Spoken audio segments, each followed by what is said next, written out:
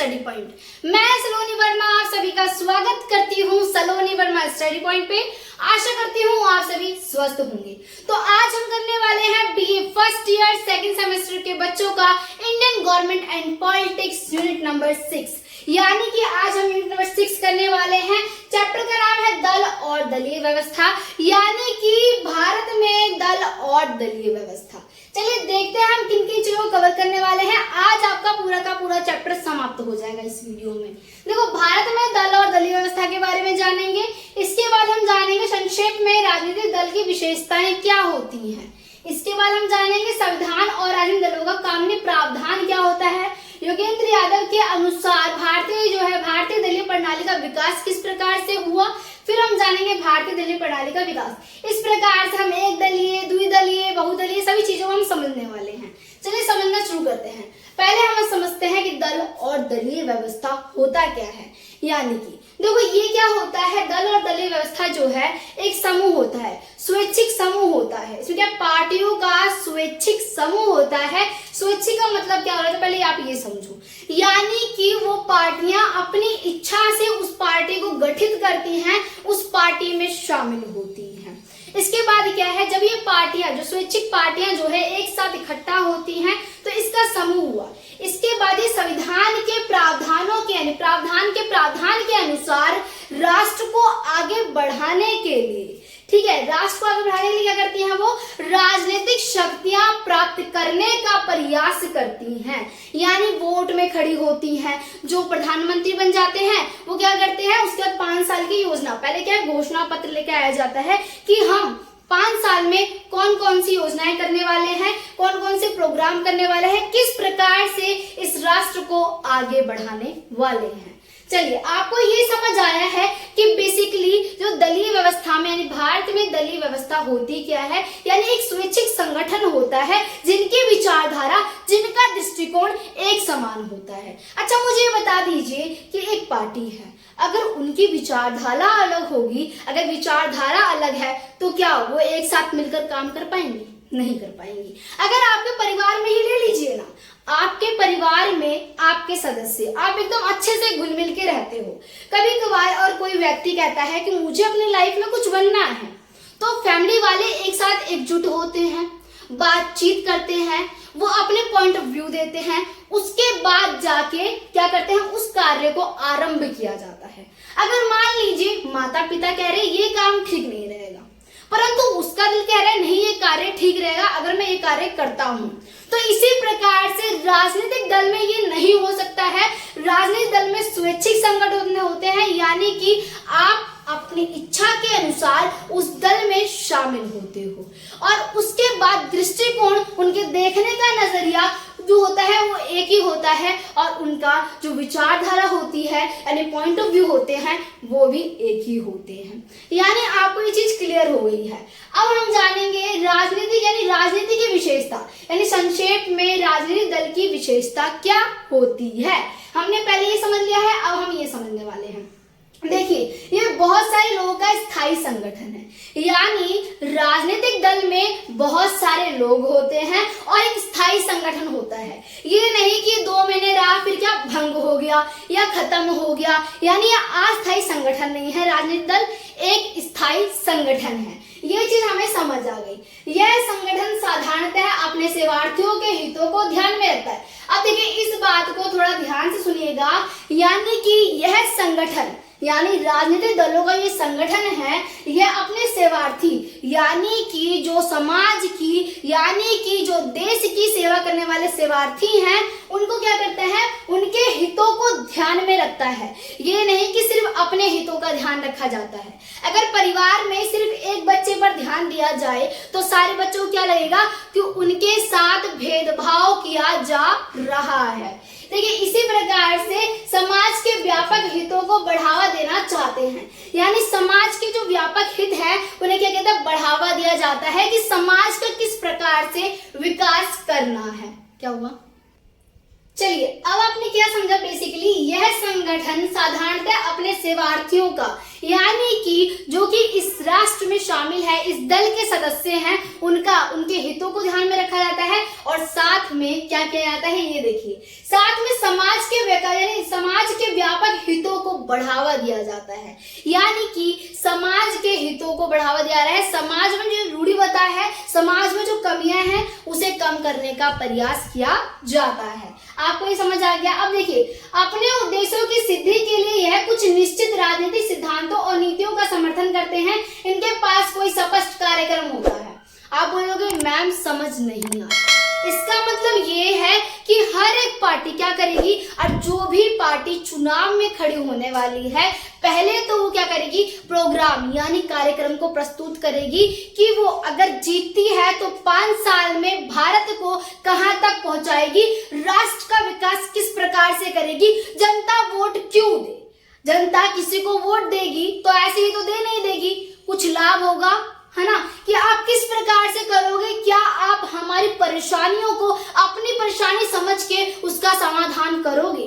तो इसी प्रकार से क्या कहता है, 5 साल की योजना बनाई जाती है, प्रस्तुत। यानी देखिए, कांग्रेस ने बनाई, कांग्रेस की, बीजेपी की और आम आदमी पार्टी की, इन तीनों की, ऐसे बहुत सारी हैं पार्टियां, 8 जो है राष्ट्रीय पार्टियां हैं। वैसे पार्टियां बहुत सारी होती है, परंतु राष्ट्रीय पार्टियों की दर्जा कुछ ही को दिया जाता है। इसके बारे में हम बाद में जानेंगे। तो इसमें क्या है, आप समझ लो कि बीजेपी की विचारधारा अलग है, वो बताएंगे कि 5 साल में हम ये कार्य करने वाले हैं, और इसके कांग्रेस की विचारधारा अलग है।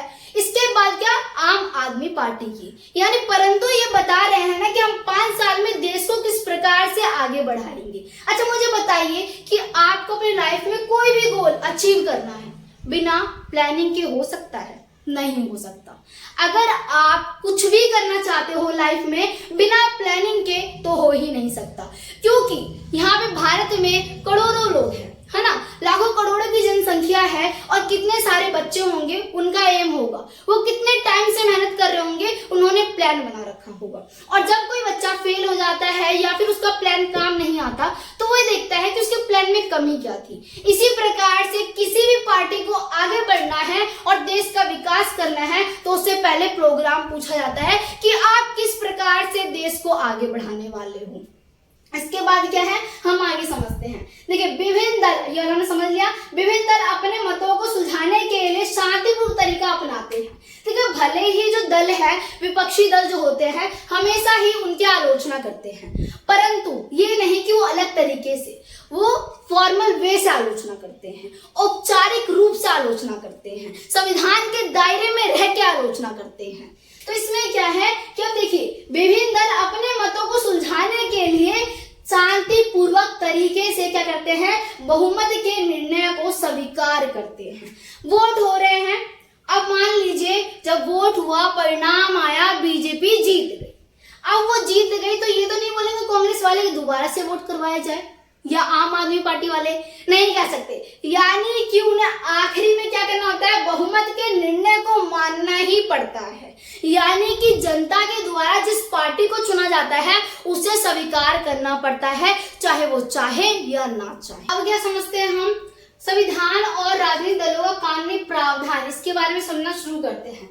संविधान की 10वीं अनुसूची में संविधान में 92 संशोधन अधिनियम 1995 के द्वारा जोड़ी गई वह दल बदल के आधार पर किसी व्यक्ति के संसद के 2 या 2 से अधिक सदस्य विधानसभा विधान परिषद के सदस्य होने की अयोग्यता से संबंधित है। यानी ये बताया गया है इसके अंदर कि कौन से व्यक्ति अयोग्य हैं जो कि विधानसभा और लोकसभा के सदस्य नहीं बन सकते हैं। यानी बताया किसने गया है, यानी 92 अधिनियम संशोधन 1995 में जोड़ी गई है, जिसमें बताया गया है कि कौन कौन से व्यक्ति अयोग्य है। बस आपको इतना समझना था इसके बारे में। देखिए, अनुच्छेद 29A और 1(2) प्रतिनिधि लोक अधिनियम 51 के अनुसार भारत में कोई भी संगठन और व्यक्ति का निकाय जो खुद को एक राजनीतिक दल कहता है, उन्हें एक राजनीतिक दल के रूप में अपने पंजीकरण के लिए चुनाव आयोग के पास पंजीकरण करवाना होता है। यानी कि 1951 के अंतर्गत कहा गया है, जो भी चुनाव में दल खड़ा होगा उसे पहले अपने आप का पंजीकरण करवाना होगा, ये बताया गया है। यानी बिना पंजीकरण के अगर आप चाहते हो चुनाव में खड़ा होना तो नहीं हो सकते, संभव नहीं है।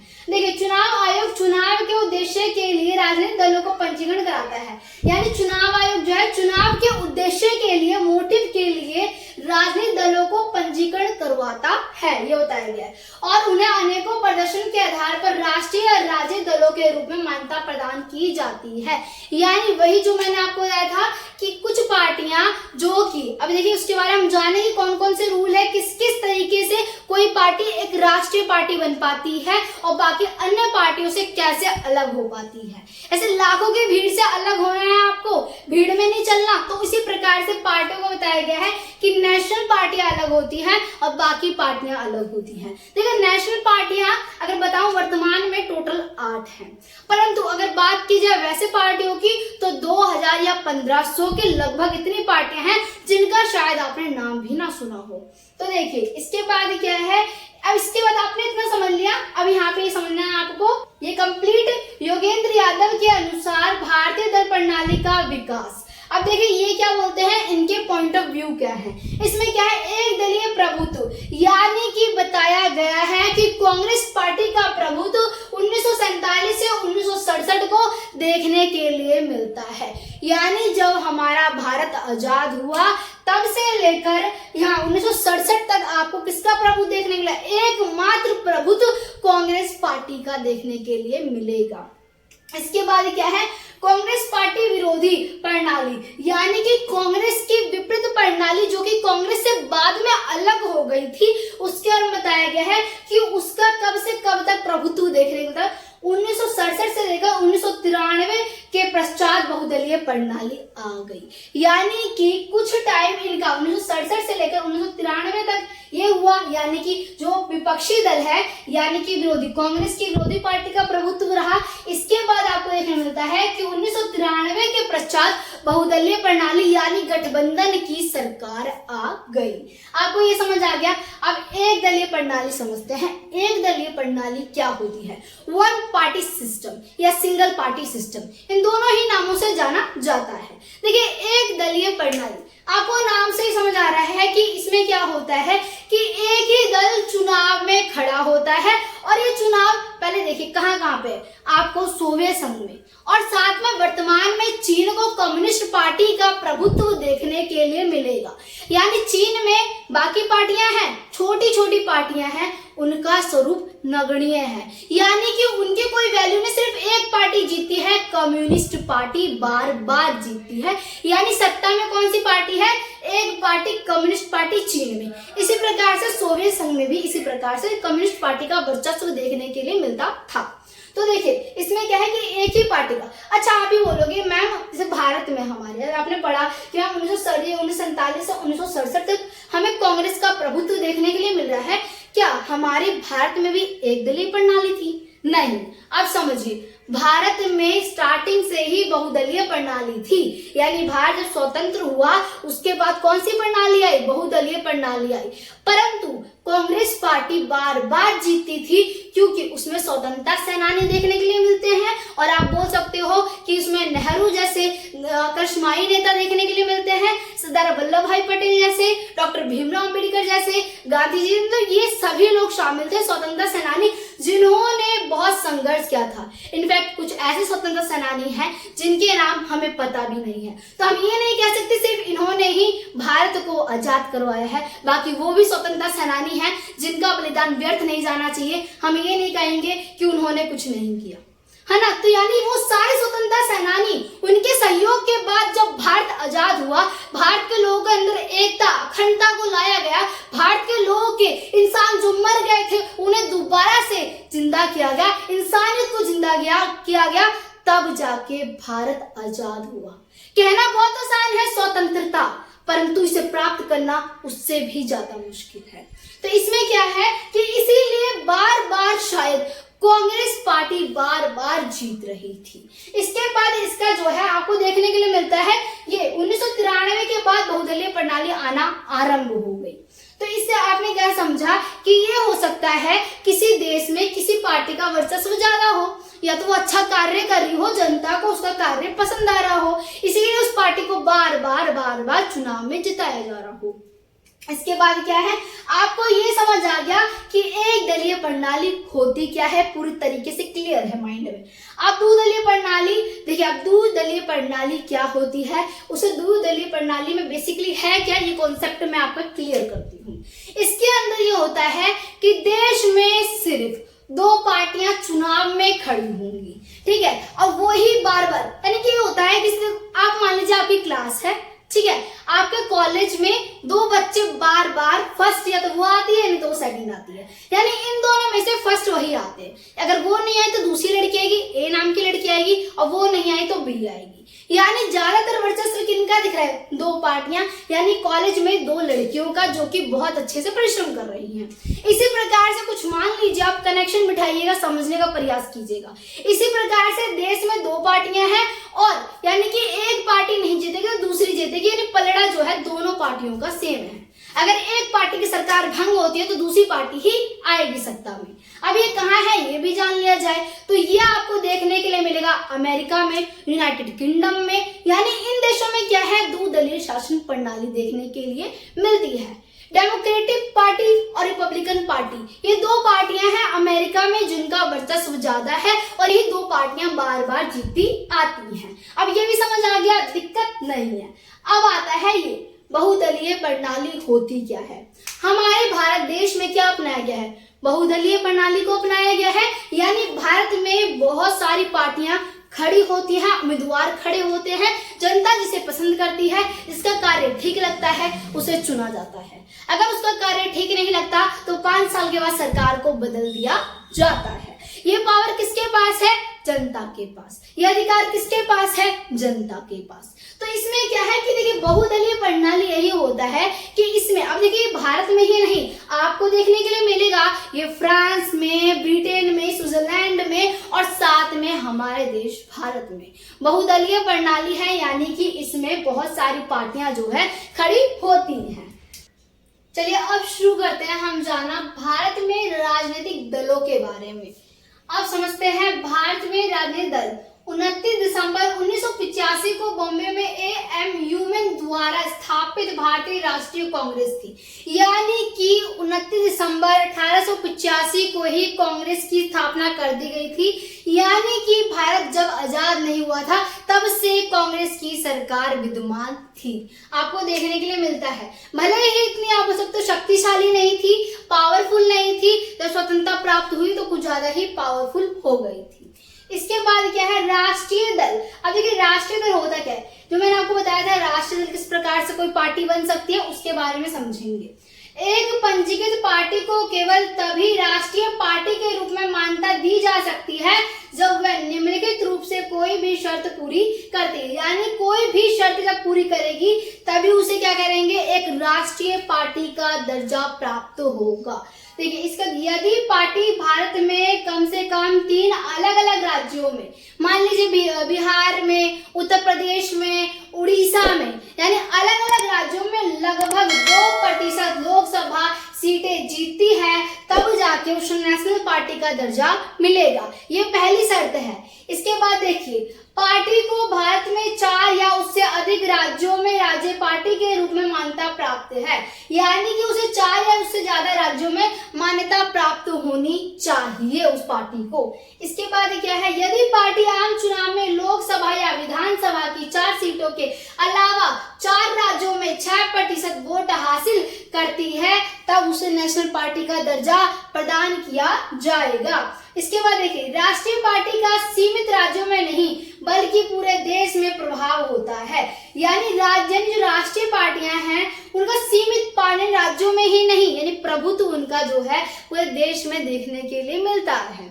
इसका बताया गया है, और यह राष्ट्रीय हित से संबंधित होती है ना कि कुछ क्षेत्रीय तक, यानी ये क्षेत्र तक सीमित नहीं होती नेशनल पार्टियां, यानी सिर्फ अपने क्षेत्र का, अपने राज्य का विकास करने के लिए नहीं सोचती हैं, ये पार्टियां पूरे देश का विकास करने के लिए सोचती हैं। अगर मान लीजिए एक पार्टी सिर्फ मान लीजिए उत्तर प्रदेश या बिहार का विकास करने के लिए सोचे, यानी वो क्या सिर्फ क्षेत्रीय पार्टी बन गई है। यानी वो सिर्फ अपने क्षेत्र के बारे में सोच रही है कि हमारे क्षेत्र के लोगों को ये मुहैया कराया जाए, इस प्रकार की सुविधाएं दी जाए, पूरे देश के बारे में नहीं सोच रही है। तो यही बताया गया है इसके अंतर्गत राष्ट्रीय पार्टी राष्ट्रीय हित से संबंधित होती है, राष्ट्र के हित से संबंधित होती है, पूरे देश के हित से, पूरे देश की जनता के हित से संबंधित होती है राष्ट्रीय पार्टियां। अगर राष्ट्रीय पार्टियां बनना होता है तो इन शर्तों को जो है, इन नियमों का पालन करना पड़ता है। आपको ये समझ आया कि भारत में राष्ट्रीय पार्टी नेशनल पार्टी किस प्रकार से बन सकते हैं। अब हम जानते हैं राष्ट्रीय दल के बारे में, हमने समझा। अब देखिए हम जानेंगे इसके अंदर बेसिकली कि राष्ट्रीय दल, देखिए इसका इंडियन, ठीक है, इंडियन नेशनल कांग्रेस, वही जो मैंने आपको बताया, यानी कि राष्ट्रीय पार्टी का बताया गया है। विचारधारा लोकतांत्रिक, समाजवादी, उदारवादी, सामाजिक उदारवादी, धर्मनिरपेक्षता, 2004-2014 से अधिक संयुक्त प्रगतिशील गठबंधन के आधार पर क्षेत्र दलों के साथ गठबंधन किया गया। यानी क्षेत्र दलों से क्या किया, गठबंधन किया गया। कब? 2004 से 2014 के बीच की बात की जा रही है।